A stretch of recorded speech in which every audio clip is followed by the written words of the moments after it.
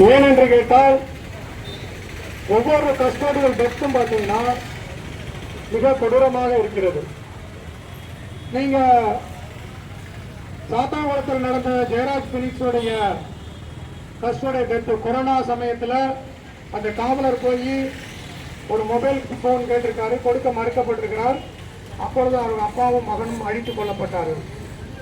அப்பொழுது அந்த வழக்கு சிபிஐக்கு மாற்றப்பட்டதன் விளைவாக அந்த வழக்குக்கு வெற்றி கிடைத்தது. அதற்கு பிறகுதான் அவர்கள் அந்த உடலை வாங்கினார்கள். இதே திருப்போணத்திலே சேர்ந்தக்கூடிய அஜித் என்ற ஒரு மாணவனுக்கு கூட ஒரு கஸ்டோடியல் டெத் நடந்தது. அந்த வழக்குமே சிபிஐக்கு மாற்றப்பட்டது. ஆனால் இன்று வரைக்கும் நம்முடைய ஆகாஷோடைய படுகொலையை சிபிசிஐடி வழக்குகள் பதிவு செய்தாலும் குற்றவாளிகளை இன்னும் பதிவு செய்யவில்லை. உங்களுக்கு எல்லாம் தெரியும், எந்த ஒரு எஃப்ஐஆர் காப்பி, அதாவது முதல் தகவல் அறிக்கை என்பது பப்ளிக் டொமைன்ல போடணும். அதாவது எல்லாரும் அந்த தகவல் அறிக்கையை பார்க்கலாம். நான் அந்த கேஸோட நம்பரை கொடுத்தேன்னா அந்த கேஸ் ஹிஸ்டரி வரணும். ஆனால் இன்னி வரைக்கும் அந்த அரசு அளித்துள்ள பப்ளிக் டொமைன்களை ஆகாசனுடைய அந்த எஃப்ஐஆர் காப்பி வரவே கிடையாது. சரி, அது ஒரு பக்கம் இருக்கட்டும். ஆகாஷோடைய குற்றம் என்ன? ஒரு இடத்துல பாத்தீங்கன்னா சாராயம் வித்திருக்காங்க. அந்த சாராயம் வித்ததை இந்த அரசாங்கம் கேட்கறது இல்ல. அதற்காக ஸ்பெஷல் பார்ட்டி வச்சிருக்க மொபைல் பார்ட்டிங்கிற கூட அதை கண்டுகொள்ளவில்லை. அங்க கொடுக்கப்படக்கூடிய அவருடைய லஞ்சம் தடுக்கப்படுவதால் இந்த மாணவனை அடித்து விசாரணைக்காக பெரிய கொலை குற்றம் வாட்ஸ்அப் தளங்கள்ல இதெல்லாம் பார்த்த சோசியல் A1 கூட அதெல்லாம் கிடையாது. அந்த சாராயம் விற்கிறவங்களை தடுத்து இருக்காங்க.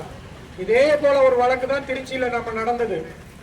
திருச்சியில வந்து பாத்தீங்கன்னா அந்த நம்முடைய ஒரு பொண்ணு வந்து அந்த இடத்துல சாராயம் வித்து இருக்கக்கூடிய அந்த நபரை தட்டி கேட்டதும் போலீஸ் இதே மாதிரி தான் தன்னுடைய தம்பியை தினேஷை கொண்டு போய் அரெஸ்ட் பண்ணும்போது அவருடைய அக்கா வந்து என்ன பண்றா, கேட்கும்போது அங்க மருந்து குடிக்கிறார்.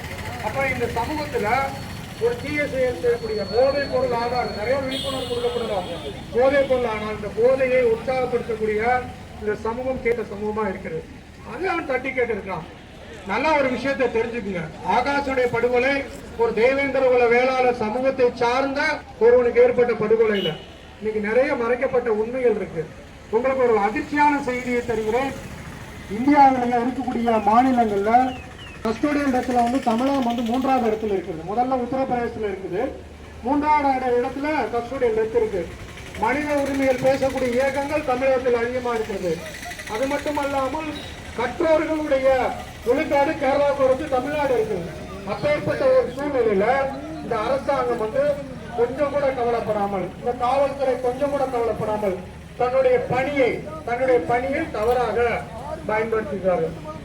அதாவது ஒரு விதி சொல்லுது, ஒருத்தர் எப்படி நம்ம அதை அரெஸ்ட் பண்ணணும் அப்படிங்கிற ஒரு விதி. இது ஆர்டிகல் 21 அப்படிங்கிற ஒரு விதி. ஒருத்தர் அரெஸ்ட் பண்றதுக்கு முன்னாடி அவங்க அப்பா அம்மாவுக்கு நீங்க தகவல் தெரிவிக்கணும்.